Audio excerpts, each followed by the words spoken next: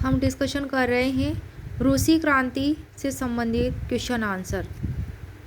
1917 ईस्वी की रूसी क्रांति ने किस राजवंश का अंत कर दिया था?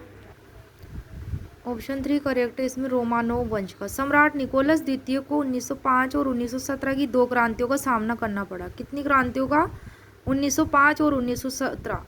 इन दोनों क्रांतियों के टाइम पे कौन था रूस का जार, वहाँ का सम्राट निकोलस द्वितीय। दूसरी क्रांति ने निकोलस के साथ ही रोमानोव वंश को समाप्त कर दिया। नेक्स्ट है क्वेश्चन, किस वर्ष सोशल डेमोक्रेटिक पार्टी में मतभेदों के चलते विभाजन हुआ था? तो इसमें ऑप्शन 4 करेक्ट है, 4 है इसमें 1903। ऑप्शन 4 इसमें क्या है? 1903 दिया हुआ है। सोशल डेमोक्रेटिक पार्टी में मतभेदों के चलते विभाजन हुआ 1903 में। 1903 में सोशल डेमोक्रेटिक पार्टी के लंदन सम्मेलन में सैद्धांतिक मतभेदों के कारण यह दो भागों में विभाजित हो गया। कौन कौन से थे वे दल? एक तो बोल्शेविक और एक मेंशेविक।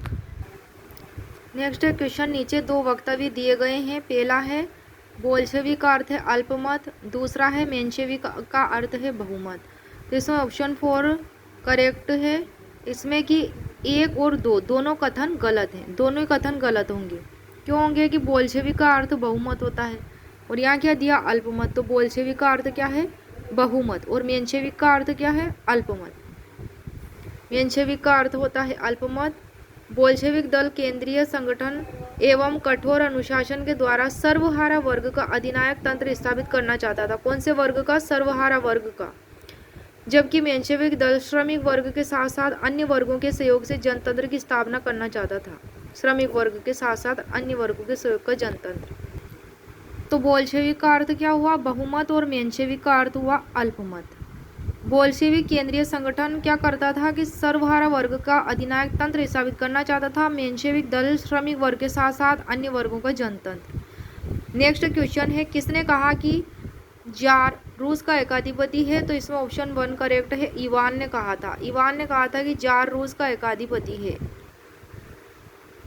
नेक्स्ट है क्वेश्चन, जार दुनिया में किसी के प्रति उत्तरदायी नहीं है, उक्त कथन किसका है? तो ऑप्शन 1 करेक्ट है, पीटर महान का यह कथन है।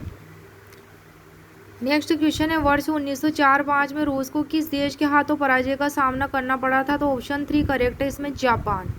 रूस को जापान के हाथों पराजय का सामना करना पड़ा 1904-05 में। नेक्स्ट क्वेश्चन, रूस के इतिहास में 22 जनवरी 1905 का क्या महत्व है? तो ऑप्शन 4 करेक्ट है इसमें, खूनी रविवार की घटना रूस के इतिहास में 22 जनवरी 1905 का महत्व है। 22 जनवरी 1905 को रविवार के दिन, कौन से दिन? रविवार के दिन पादरी गेपोन के नेतृत्व में प्रदर्शन करने वाले निहत्थे मजदूरों पर गोलियां चलाई गई। कौन से मजदूरों पर? निहत्थे मजदूरों पर, जिसमें कई लोगों की जान चली गई। इस घटना को रूस के इतिहास में खूनी रविवार के नाम से जाना जाता है।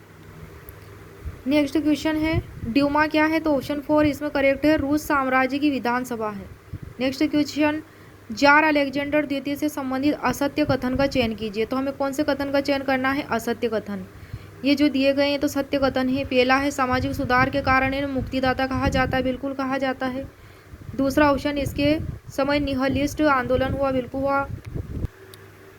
ऑप्शन 3 इसमें करेक्ट है, कृषिगत दास प्रथा प्रारंभ हुई। तो ये वाला कथन क्या है? गलत है।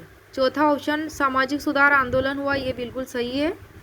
जार अलेक्जेंडर ने कृषिदास प्रथा को समाप्त किया था। जार अलेक्जेंडर ने क्या किया था? कृषिदास प्रथा को तो समाप्त किया था। यहाँ प्रारंभ होने के बारे में दिया गया है। तो ये जार अलेक्जेंडर द्वितीय के बारे में ये कथन क्या है? गलत है।